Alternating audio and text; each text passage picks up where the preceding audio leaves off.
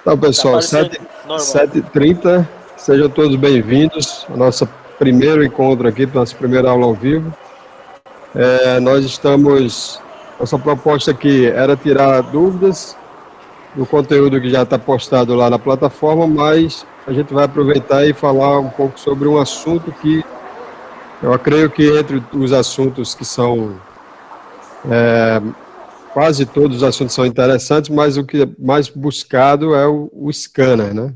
Então, o pessoal está sempre querendo saber do scanner, que é essa importante ferramenta que sem ela a gente não consegue, ou melhor, a gente reduz para muito, né, a possibilidade de fazer um diagnóstico, sobretudo um diagnóstico rápido, né? Então, o scanner ele tem bastante função, né?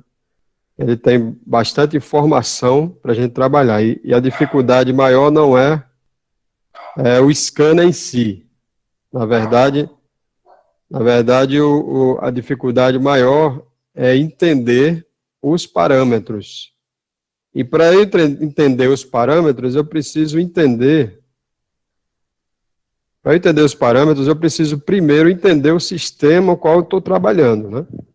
Porque o sistema que nós estamos trabalhando, nós temos as estratégias de funcionamento do sistema, o entendimento do sistema de um modo geral.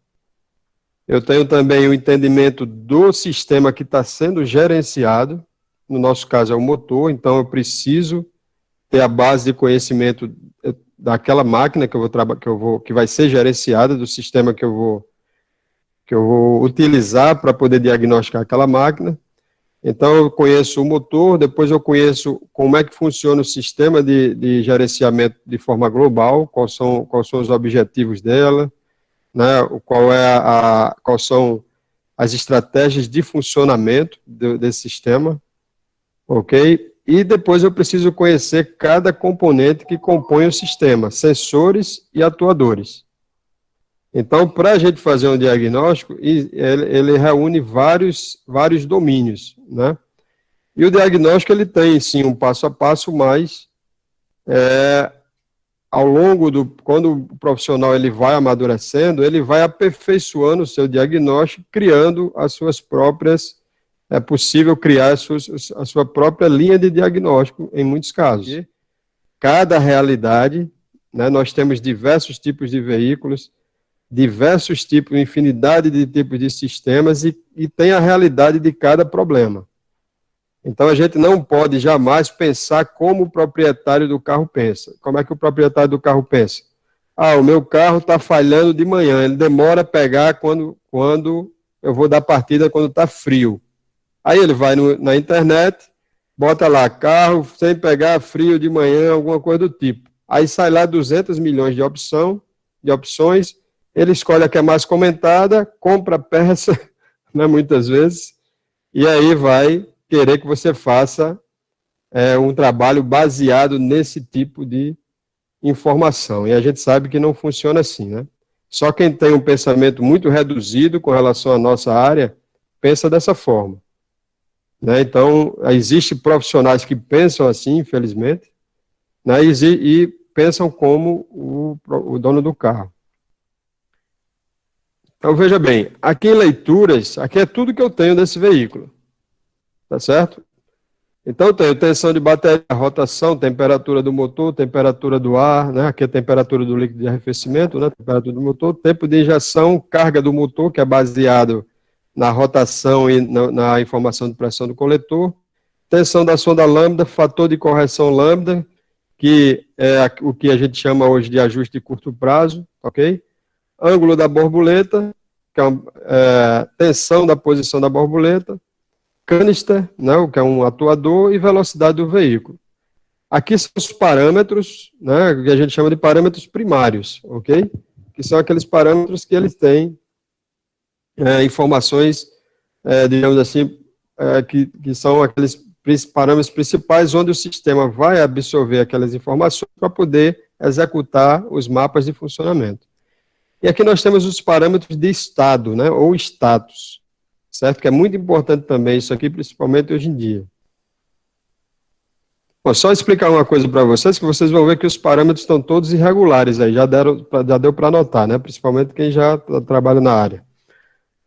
Porque eu estou aqui usando o raster no modo demonstração, certo? Então, esse modo demonstração eu consigo entrar nos sistemas, ver quais são os recursos que ele tem, mas os parâmetros são todos, digamos assim, malucos, né? Eles estão totalmente irregulares, porque eu não estou ligado a um veículo, tá certo? Então, por isso que a gente tem os parâmetros aqui todos irregulares. Então, eu estava aqui no seguinte, então nós temos os parâmetros de estado, né? Então, posição da borboleta, controle de marcha lenta, falhas detectadas, condição do ar-condicionado, se está ativado ou desativado, né? E condição da sonda lambda, se ela está ativa, nesse caso aqui, é se o circuito está fechado ou aberto da sonda lambda, né? Está trabalhando em malha fechada ou malha aberta. Então, a gente consegue ver aí que são parâmetros muito básicos. A gente está tratando aqui com um sistema, né, de 1997, ok? Então, vamos puxar aqui para um sistema mais atual, né, que aqui a gente está muito atrasado ainda, então vamos puxar aqui para um sistema mais moderno e mais complexo também, para a gente poder dar continuidade aqui no raciocínio. Então, tem aqui uma Duster 1.6, 16 válvulas, motor flex MS3125 2015. Então, vamos pular aqui e vamos ver.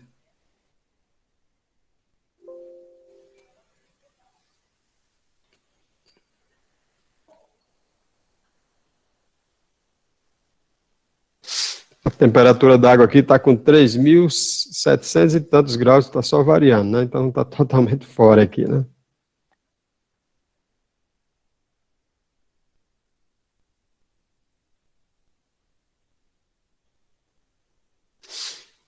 Bom, pessoal, então veja a diferença de um período para o outro, né? Então, lógico que a gente deu um salto gigantesco de 18 anos, né? De 97 para 2015. Mas mesmo assim, se a gente colocasse um carro aí, como tem em uma das aulas, não sei se todos assistiram às aulas, se a gente colocasse um carro 2007, já ia ser bem diferente a situação. Então, nós temos aqui parâmetros desse sistema, além de nós termos os status aqui, tá certo? Nós temos também os monitores, tá certo? Que já é um recurso dos sistemas sob o padrão OBD2, que a gente vai trabalhar isso ao longo do curso, né? Para que vocês fiquem expert também nesses recursos do padrão OBD2. Nós temos os parâmetros básicos de entrada, que são aqueles que a gente tinha lá no golzinho. Então, eu tenho aqui, ó, tensão de bateria, eu vou marcar aqui. Além de ter a tensão de bateria, eu tenho uma referência para a tensão de bateria, ou seja, aquilo que a unidade deseja atingir. Então, a gente já aumenta mais aí o leque de informações. Então, nós temos aqui pressão atmosférica. Que é mais um outro parâmetro, pressão absoluta do coletor. Então, lá só dava a pressão atmosférica, lá no golzinho aqui, além dele me dar as duas condições, a pressão atmosférica local e me dá a condição da pressão do coletor, né? Dá tensão, além disso, aqui também. Posição do acelerador, que isso aqui, para mim, lá no Gol, ia ser a posição da borboleta aceleradora, né? A posição do pedal do acelerador é importante. Além disso, as tensões, tá certo? Além dele me dar a posição em porcentagem ou em graus, né? Ele também me dá os valores em tensão. Mas eu vou escolher aqui só os parâmetros básicos, né? Os parâmetros de entrada, né? Temperatura da água está aqui. Dá também a tensão, eu vou deixar quieto. Temperatura do ar, ok? O que mais aqui? Aí me dá, além disso, avanço de ignição, que também é um parâmetro que já existia naquela época. Eu tenho aqui as falhas de combustão, né, que também, em alguns casos, vem como falha de ignição. Tem um controle unitário do avanço de ignição, do comando de válvulas, né, os graus de avanço do comando de válvulas, para sistemas que têm comando de válvulas continuamente variável, ok? Tem a condição, tem o tempo de injeção, aqui também já é um parâmetro conhecido, né, desde o início. Estou escolhendo aqui só os parâmetros, tensão da sonda lambda 1, função da lambda 2 a gente ainda não tinha, mas eu vou colocar assim mesmo. Fator lambda, referência de álcool, isso aqui é importantíssimo a gente dar atenção a isso aqui, que é onde eu vou querer dar o foco nessa aula também. Porcentagem do álcool aqui, quantos por cento tem de álcool no combustível, tá certo? Então, bom, eu selecionei aqui, veja só a quantidade de parâmetros só de entrada que a gente selecionou. Então, nós temos aqui 1, 2, 3, mais 4, 12, 13 parâmetros. Quer dizer, só nesses parâmetros de entrada, a gente tem muito mais do que lá no golzinho, né, nos parâmetros originais. Então, o que eu tenho que dar na hora do diagnóstico, o que eu preciso dar atenção em primeiro lugar, que eu sugiro, né, como eu falei anteriormente, isso aqui não é uma coisa engessada, mas o que eu sugiro? A gente começar a trabalhar, na hora de que a gente pega um problema, lógico que a primeira coisa que eu vou fazer é a leitura e interpretação dos DTCs, dos códigos de falhas, né, a leitura de parâmetros já é o passo 2, digamos assim, no diagnóstico. Então, quando a gente vai fazer o diagnóstico, só fazendo aqui, abrindo um parêntese, então, o que a gente deve dar atenção? É importante que a gente siga esse passo a passo aqui. Então, eu dou atenção a detalhada à reclamação do cliente, é onde eu vou buscar, né, as informações dele, quando começou o problema. Isso não é nada novo, pessoal. Isso, às vezes, as pessoas acham que a gente vê o pessoal passando essa informação e acha que isso é um procedimento novo. Isso aí é um procedimento desde sempre, né? Mas o padrão OBD2, ele oficializou, digamos, esse procedimento para o profissional. Então, puxar o máximo de informações do cliente com relação à falha. Quando é que foi, se começou depois de algum abastecimento, depois de um serviço, enfim. Porque muitas vezes, só nesse processo aí, o cliente ele já te dá, né, muitas vezes até o diagnóstico. Ok? Verificação preliminar do funcionamento. O que é verificação preliminar do funcionamento?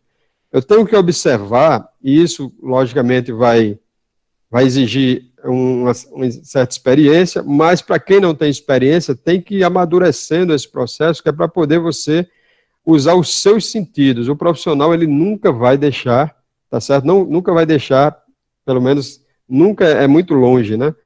Mas ele nunca pode dispensar os seus sentidos, o seu feeling, tá certo? Porque muitas vezes o que você está vendo no equipamento nem sempre é o que você está sentindo que está acontecendo com o carro. Ou seja, o que você está vendo no equipamento não é, digamos assim, a realidade do que você está vendo. Então, a gente, lógico, isso aí já dá deixa para a gente já falar que não devemos confiar nunca no equipamento, né? Desculpe se eu estiver chovendo no molhado para alguém, mas para quem está começando tem que sempre ter essa consciência. Eu tenho que usar os meus sentimentos, eu tenho que afinar, tá certo? Eu tenho que afiar os meus sentidos. Então, verificação preliminar do funcionamento, eu tenho que observar como é que está o carro, o funcionamento do motor, como é que está o funcionamento na marcha lenta, acelerar, ver como é que está em cargas parciais, e depois a gente também vai falar em algumas condições de parâmetros que acontecem, né? Como é que está no escapamento, o escapamento está sequinho ou está com muita fuligem, e já indica uma mistura dentro do normal ou pobre, ou então uma mistura rica, né? Então, tudo isso tem que ser utilizado. Como é que está o odor da combustão, né? Se você, principalmente, lógico, se você tem um analisador de gases, melhor ainda, mas se você não tem, o seu olfato também vai servir bastante. Então, os nossos sentidos vai entrar nessa verificação preliminar do funcionamento. Então, eu já peguei com o cliente a informação, se ele tem alguma informação para me dar, e vou usar os meus sentidos para ter uma noção inicial de como está esse veículo. Ok? E observar, tá certo? Como é que está o equilíbrio elétrico desse veículo, sobretudo em veículos que têm esse tipo de tecnologia. Tá certo? Porque esses veículos que têm esse tipo de tecnologia, veículos principalmente de 10 anos para cá, tá certo? 10, 11 anos para cá, se não todos, mas boa parte deles já trabalham com rede CAN. Então, essa aí é a introdução, e aí a gente abre aí para as primeiras perguntas. Então, eu estava analisando ali que na hora que você colocou aquele monte de parâmetros lá, né? Do scanner. Tinha muitos parâmetros ali. Não são todos os scanners que tem aquele, sabe, aquele tanto ali, né? Porque Isso. dependendo da montadora que você entra lá, que nem eu estava analisando hoje mesmo de um Space Fox. Certo. Assim, eu acho que não são todos os scanners que dão aquela possibilidade, né? Que nem o do álcool mesmo que você estava mostrando, lá só tá lá a taxa de 100%, né? Então tem bastante parâmetros que eu não vejo no scanner, entendeu? É normal isso? Como que é? Depende de cada scanner. Existem duas realidades. Tá me escutando bem? Tô sim. Existem duas realidades. Existe o sistema, tá certo? Que não, às vezes não oferece muito recurso, ok? E existe, às vezes, o scanner. Às vezes, de fato, é o scanner. Você pode pegar um scanner de uma determinada marca e no mesmo sistema, certo? Você ter uma quantidade de parâmetros e você pode ter no outro scanner você ter uma quantidade menor. Então, existem essas duas possibilidades. Esse scanner que você falou, ele é um scanner que ele lê parâmetros proprietários também, né? Ele não é um scanner genérico, como a gente cita lá na aula, né, que nós temos aqueles scanners genéricos, scanners amadores, que dão alguns parâmetros. Eu já ouvi falar, nunca usei, mas já ouvi falar desse scanner. Então, você precisaria comparar, através aí a gente vai ter que depender de colegas e tudo mais, para pegar o mesmo sistema e ver se em outro scanner ele mostra, né, a mesma quantidade de parâmetros. Agora, essa irregularidade com relação aos scanners, a gente sempre vai encontrar, entendeu?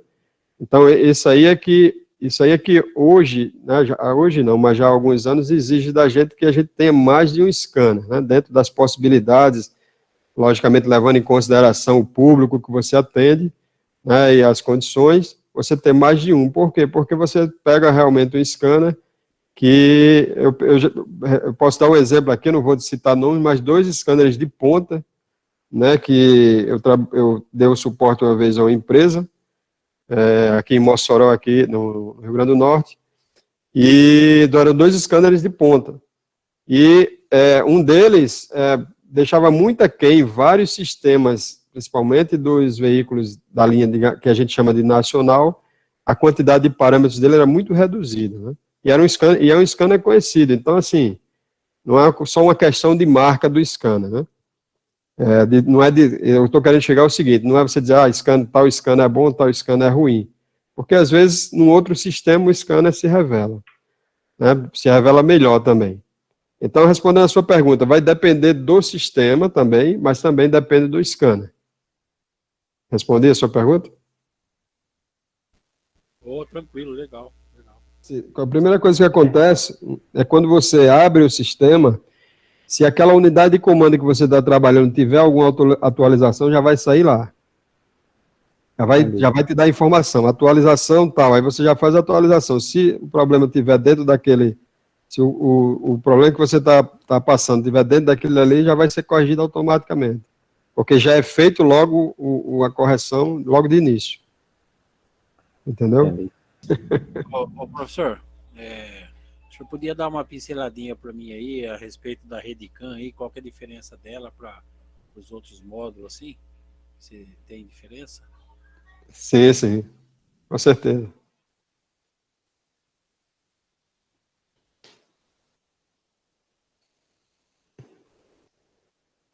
Tá vendo essa imagem aqui, esse diagrama?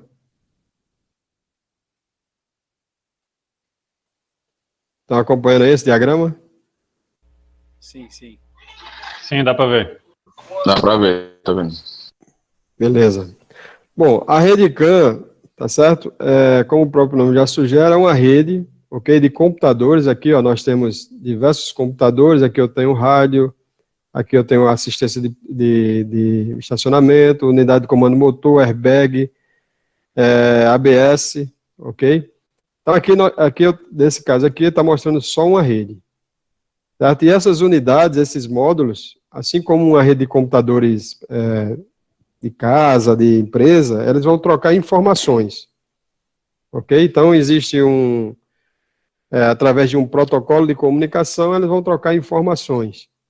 Então, aqui é possível você transferir informações da unidade de comando motor para a assistência de estacionamento, de estacionamento para ABS, vice-versa. Então, vai estar trocando diversas informações. Além dessa, como eu citei anteriormente, a gente também vai ter outras redes que trabalham em outros setores do veículo. Então, o veículo agora, ele passa a funcionar como, digamos, um organismo, ok? Onde todos os módulos, eles podem trocar informações. Certo? Então, diante disso, o que acontece? Pode-se eliminar tanto o processo de fabricação do veículo, como também o processo, diminuir a quantidade de peças, tá certo? E até sistemas, né? Englobar sistemas, né? E criar programas no veículo.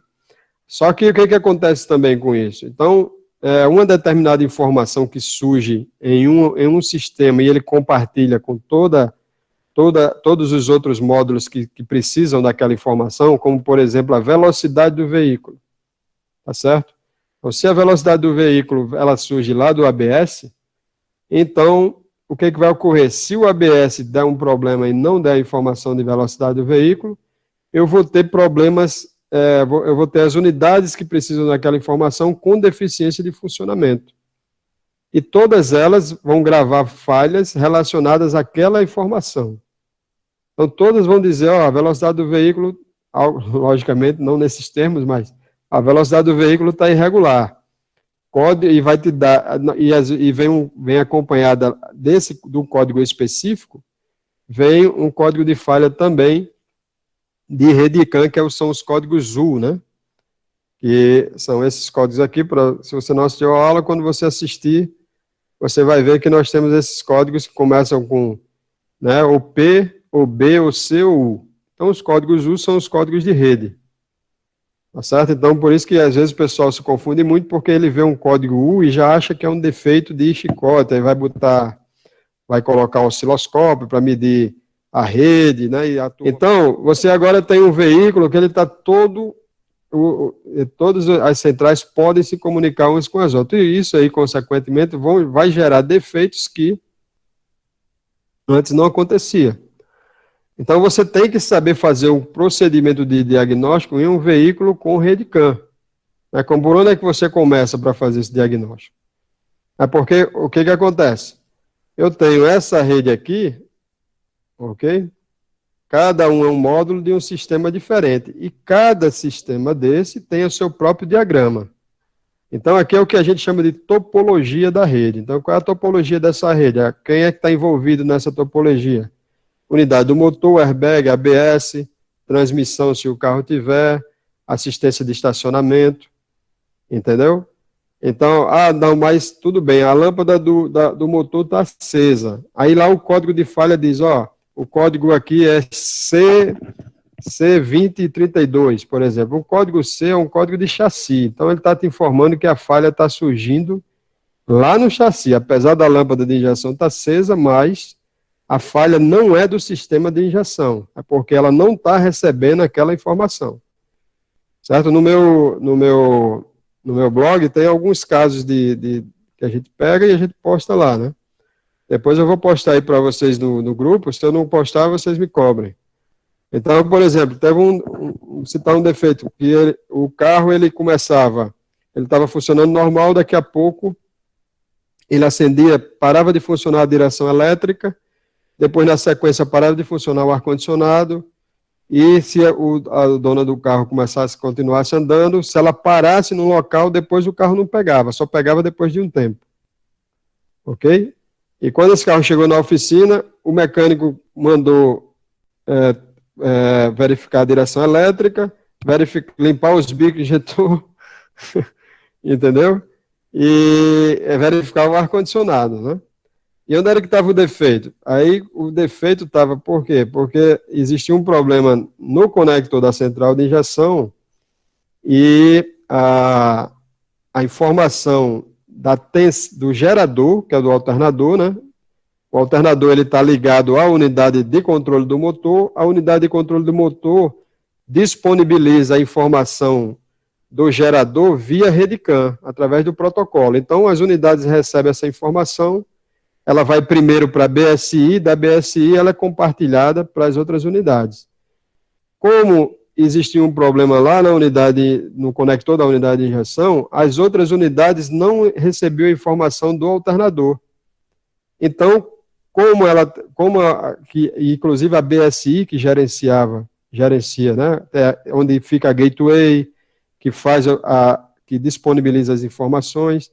Como ela não recebia as informações, então ela comandava, desligue a direção elétrica, para economizar energia, né? Porque na cabeça dela, o alternador estava com defeito. Desligue a direção elétrica. Ah, não melhorou. Desliga agora o ar-condicionado. Aí não melhorou. Aí parou no lugar. Quando vai dar partida, a tensão da bateria não está dentro da ideal. Não deixa o veículo dar partida. Entendeu? Então a rede CAN, ela melhora, como toda tecnologia, né? Traz várias melhoras por um lado, né? Mas cria-se também alguns outros defeitos que aí você tem que, não vou dizer reaprender, mas você precisa fazer o treinamento para somar o conhecimento que você tem, porque agora o diagnóstico de um sistema, quando você vê uma lâmpada pipocando lá acesa, você pode ser que a lâmpada está acesa, não quer dizer que o defeito é naquele sistema. Ok? Pode até estar causando um falhamento no motor, uma perda de desempenho, mas o problema está se originando em outro sistema, como, por exemplo, num Toyota recente, que o defeito era em um dos sensores do ABS e o carro estava perdendo potência. E não cambiava direito, que o câmbio era automático e a troca de marcha ficava comprometida. Você entendeu? Ficou claro mais ou menos do que se trata a rede CAN? Sim, ficou sim.